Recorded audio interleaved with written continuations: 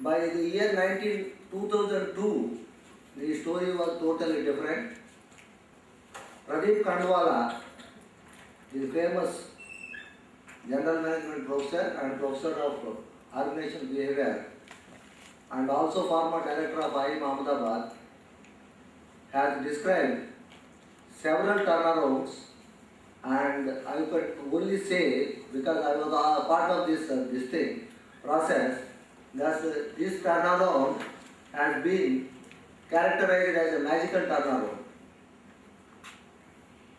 Many people have written off this organization that it is a sinking ship and there is no redemption, especially being a public sector company.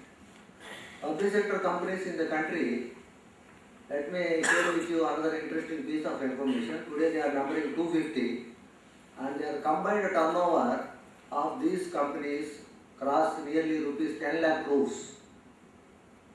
You take any sector, private sector have entered much later, but public sector were the trend sectors, be it steel, be it oil, be it any core industry. So ours was a saga of, I won't say we rose like a phoenix because it was almost sinking, but we came back. And I must say that HID, especially certain strategies which I will be sharing with you on this occasion, played a very, very crucial role. Because many public sector companies, private sector companies, many people know, when the company is sinking, the first thing to be done was to cut off the costs by various means, by cutting off the allowances, by chopping off the heads. Many people say, especially General Electric, job ratio, popularly known as what? Neutral. He has chopped off 1 lakh jobs. That is, so without cutting a single job, without reducing an allowance, if the company achieves a comeback, it is indeed an amazing story.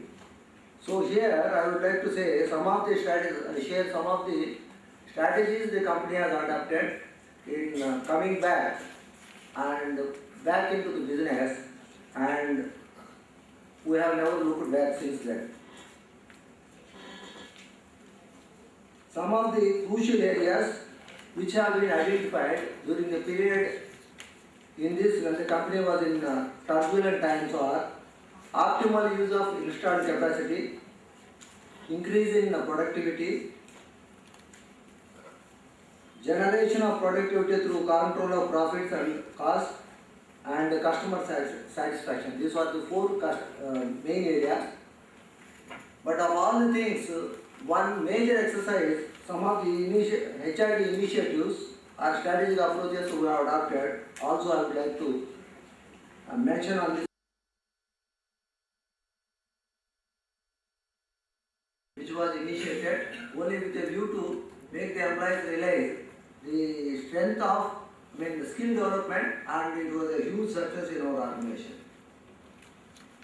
Besides this, cross-functional teams. I will give a small example.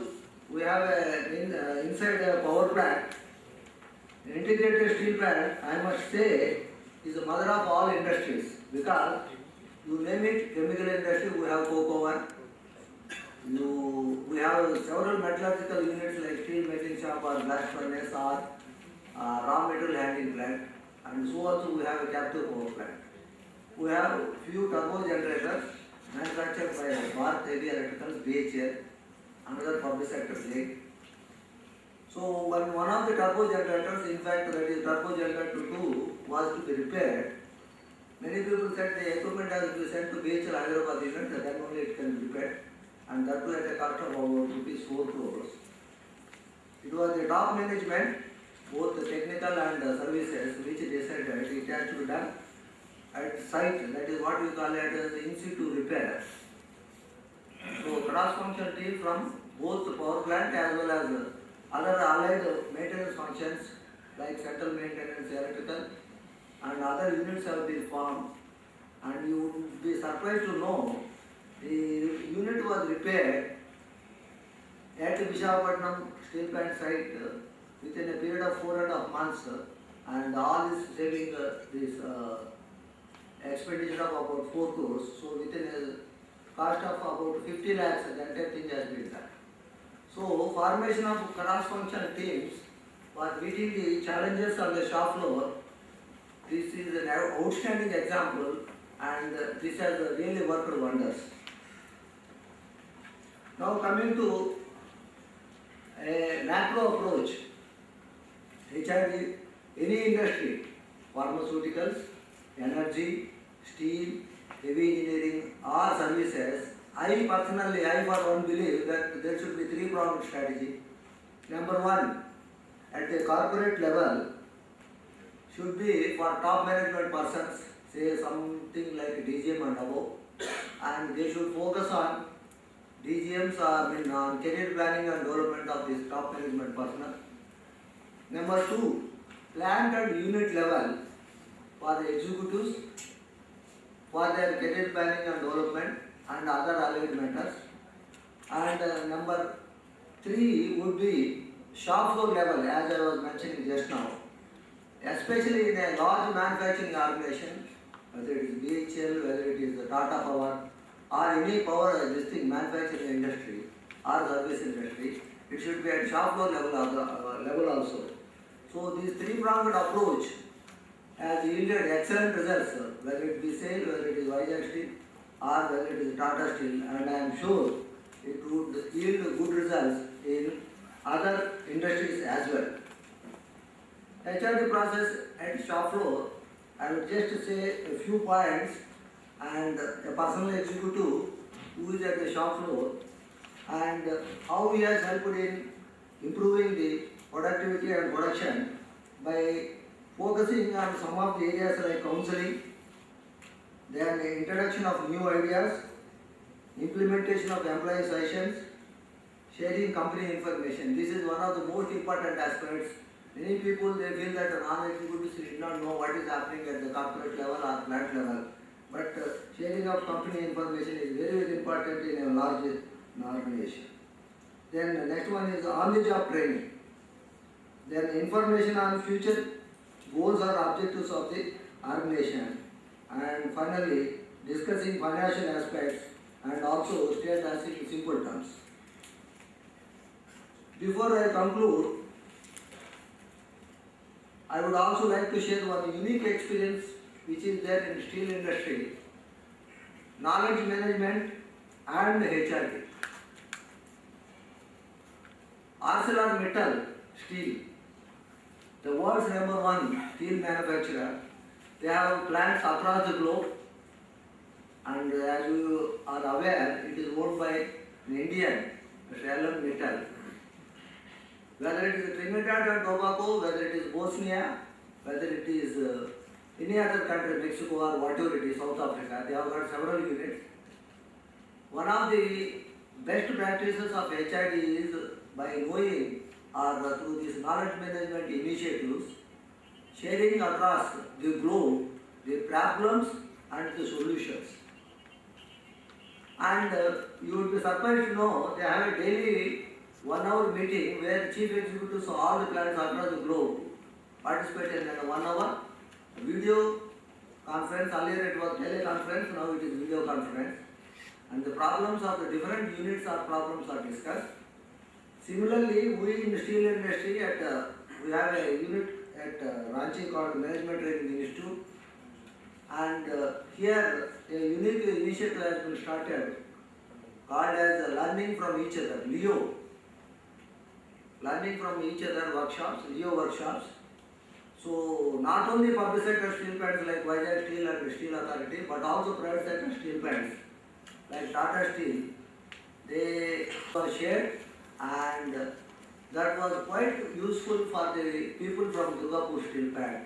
And this is an excellent example of how knowledge management can lead to an excellent, an effective development of human resources. So what is changing? So unless you change your style of functioning and the practices, and you have to always look out for best practices, so they may be within the industry They may be outside the industry or they may be outside the country. So we have to always look out and we have to adopt these practices. So I for one believe that an organization should always be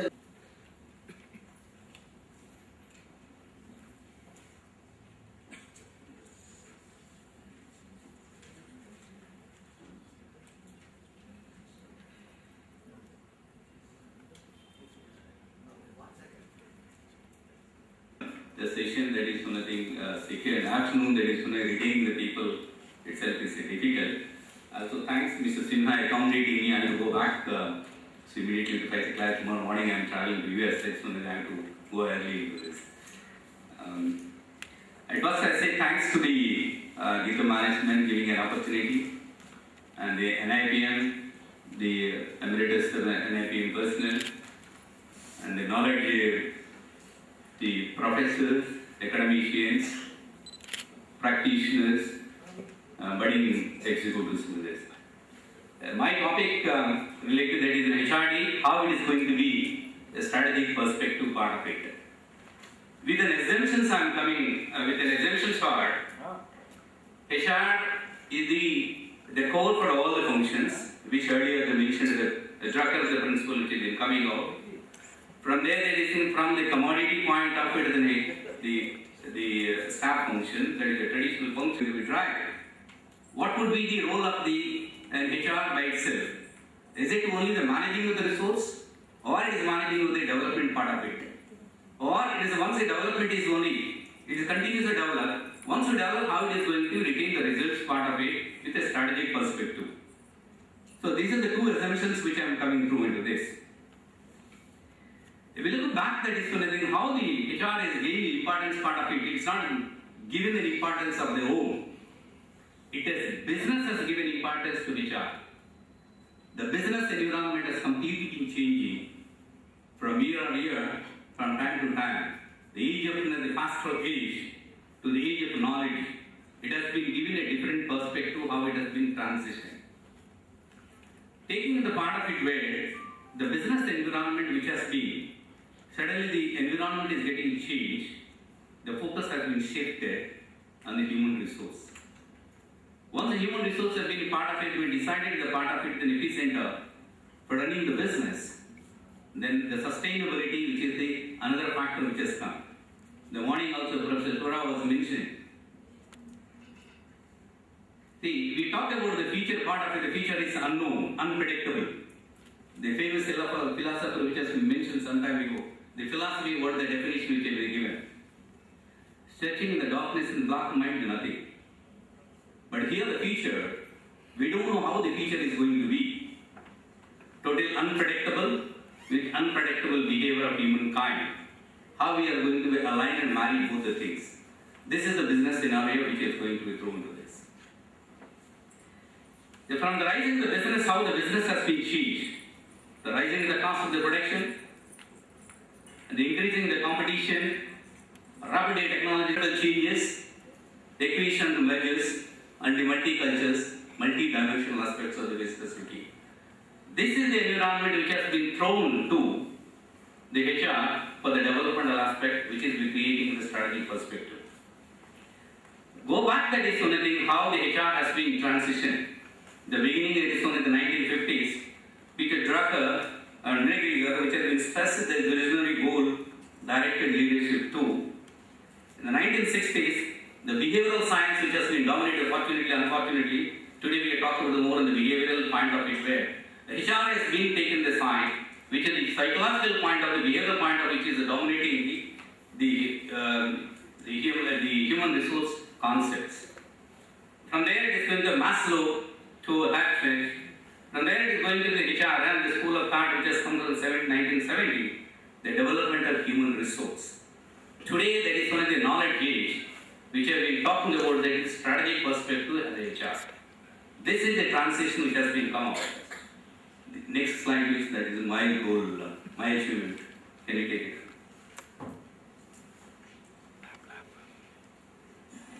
Which is learning that is on the product, the organization. With aligning the human which has been taking care of it.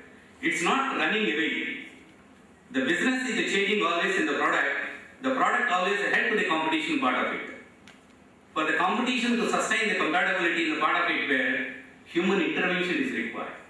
This is the way she is doing the concept which I was talking about. Next slide. Catch and then hit back into this.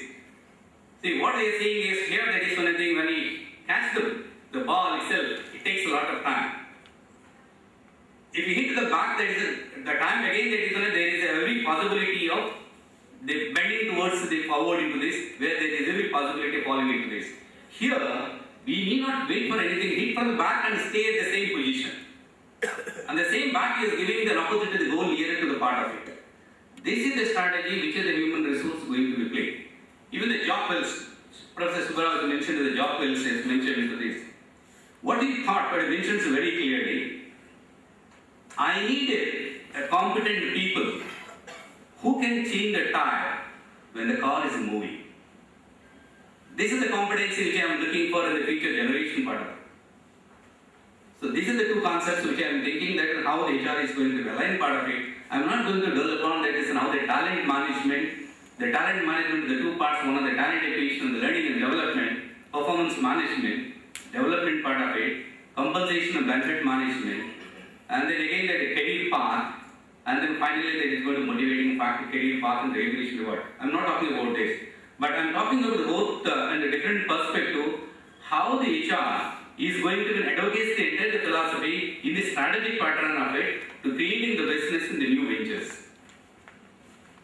Always is continuously go to catch the future never be ends in this. It's running fast. A revolution of technology commands the future of health. But again, the back of that is in the development of the technology, the human brain. Going to be. Everything that is in the psyche part of it there, the famous historian which has been Arnold Toynbee, which has been under Spengler, how the West has been grown and developed, the two books which has been from there I have taken up. One is birth, where the starting point of it, growth and decline. The any other business which is the starting point of the very within intervention. But today, we are not going to wait. The business is going to decline. So we have to sustain the existing business and then compete in the future how it is going to be tackled. The Darwin's doctrine, what is commitment and competency of the industry and human capital decides the compete in the future, whether catching of the future or heading of the future. Catching of the future in the sense that is one thing, you anticipate certain things which are going to be positive. And then inquiry. Inquiry in the sense that is going the deep in the study of the part of it is not been existing anywhere in the part of it. The root cause which is going to be the development source advocacy. Most of the time in the industry where I came from, the HR people never be visionary and visibility. Oh, this is my job I am doing. Since I am the part of it I am doing. We never advocate that what we have been doing. That's why we are the laggards in the part of the most of the business leaders think what HR is going to create a value. Unless until you be a visionary or you be advocate what you have been doing and you cannot get respect from the strategic point of it when you want to play a critical role in the business point of it. And conflict resolution. They always we think what part of it that is one of the conflict resolution, how do you resolve the issue? We always resolve in the reactive manner rather than the proactive assessing the things and then create that in the process around and then address the issue. The reaction of the management it has gone long back. Now it is the proactive management how we are going to be networking. This is the time where when you give that is on the suggestions and ideas and then the practical point of it where the business leaders, then we gain the respect. Then we will be treated as that we are equally strategic partner in the business role. The decision making. Whenever any issue comes to us, we always look that is back, that is the root cause. You always are doing that is, and I am not blaming any academicians in this, most of the people will come with a theory. Theory is a practice, practice is a different theory. But where the decision making which is coming out, when the decision comes to you, it is you to act upon. Rather than procrastinating and waiting for it and somebody takes a decision. Functional strategy, then go to the positional strategy. From the positional strategy, then go to the role play.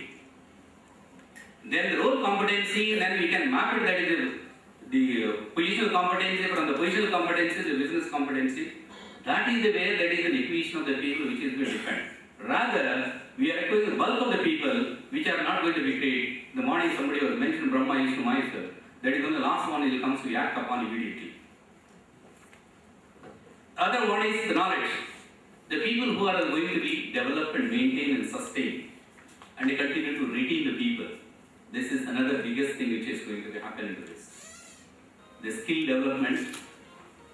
The skill also is going to be multi-skills which are going to be coming to the way. It's not that I know the one function and then I will be the master, but it's only we have got a limited role to play. If we become the journalist, by acquisition of the skill, then we will become the VP. That's why most of the people, HR guys, have been asking about that. You think from the business point of view, or you think from the other's perspective, rather than from own HR's perspective. What the morning Kandala was mentioned, that is on the RR, or TT or PP. It's not going to happen further anything at all. That is going to be from others' point of view, how you are going to be aligned with you, and the Taylor, who is the scientific management, is a group of the scientific management, has point and how it has been defined that is going to be process. It is a systematic process defined in the scientific management. This is the cause and effect. And then generality and reliability part of it. Next one. The last one, that is the completing the feature, either the organization by individual or should have the teamwork. The three disciplines which are making out of the discipline process and the teamwork which has created the business point. I am putting only from the business angle how the business look to the other side of the HR is going to create a value to the business. The development part of it, which is the teamwork, which is creating further enhancing the part of it, the learning for unlearning. One is the competency mapping part of the competence assessment, competency mapping for the business development part of it. Business competencies versus the functional competency. Positional competency align, that is for the HR competencies part. And creating a space for expansion. You always create that leave the space where we can learn the things more. What the Japanese philosophy always think, the glass is full, we cannot add anything at all. When we empty it, everything that is funny, we can always try to receive it. That is the only things where it's creating a space for you, and then your succession plan will be there. Otherwise, we be in the Nipm Center, we are not giving a chance to others, then you cannot grow and others also may not go into the ladder. Next. The business strategy and the HR strategy, how it is going to be act upon, that is in the three models which has been mentioned as for me, that is which I have seen. One is the reactive model of the HRD. This here the major strides, that is in the strides to the strategy drives to the HR policy. Not HR policy is driving the strategy. Strategy is the drive HR policy. That is the reactive model of acting upon. The second part of it is the proactive model. Planning is involved in the strategy from the formation itself, that is involving the HR people in the business planning itself, where they can take the proactive planning itself to address the issues which are going to become. Then second one is that is the collaborative model, which is a match model.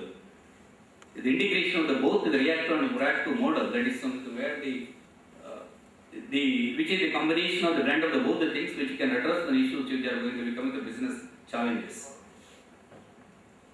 Next. How the HR is going to be, if it's not in there, what would be happening to this? In the absence of HR strategy, clearly linked, which is clearly linked to the business strategy, HRD programs may easily lack direction. People will always be visualized and commented, and then maybe derogatory to make it up. There is a lack of the direction, clarity, coherence, critical marks to the added value.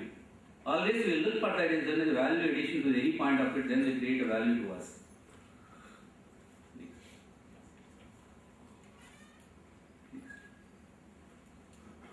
This is the lessons which you can read what I mentioned entirely, things what are the slides into this. From how the transition, fast enough in making out from the business perspective, I have presented that is what they've been expecting HRD, a strategic perspective in the business in terms of the business enhancement. This is which I have presented to you. Thanks once again giving an opportunity to you, and then in case of the time that is when I take up, then I leave, then I have to catch flight. Thank you. important strategic and survival perspective. I now request Shri Vijay Sinha sir to address the gathering. Everybody, I think it's the end of the session. It's a privilege and honor to be here. In fact, it reminds me 20 years back when I came for my induction training to RINF. I started my career with sale, and as a part of induction training, we came to RINF and we went around the plant, and we have a very beautiful captive pitch where there was a suit of Ek Duje Ke Liye. So we went around, and then after that, this is the second visit to the city. Thanks to the organizers and thanks to HR fraternity to be here to listen to a strategic perspective, HRD a strategic perspective. I try to give a point of view. Ever since I got the invitation to speak on this, I was wondering what to speak because the world. I remember when I used to attend the Nipm conferences about 15-20 years back, there used to be a debate about personal management, strategic HR management, then debate about personal HR, strategic HR, and that debate is still continuing. And a lot of senior HR professionals, I tell you, I do not know whether you feel the heat or not.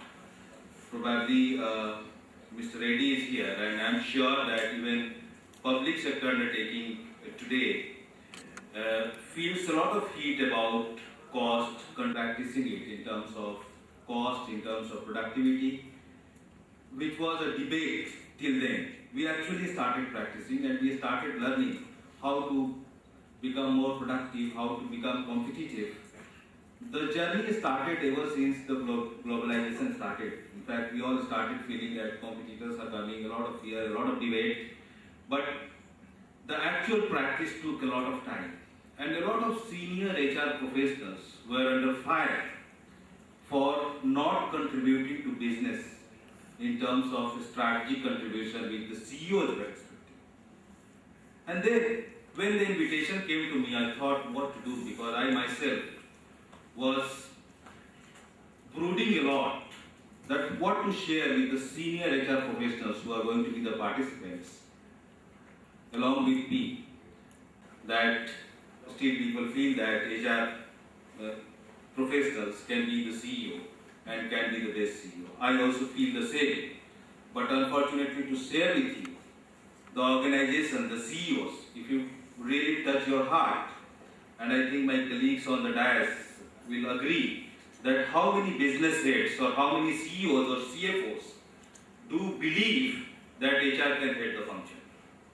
You know, still we are seen as somebody who is contributing very, very qualitative to the business. Somebody still who is managing with pat on the back. Still, the conception that HR is all about visiting the shop floor,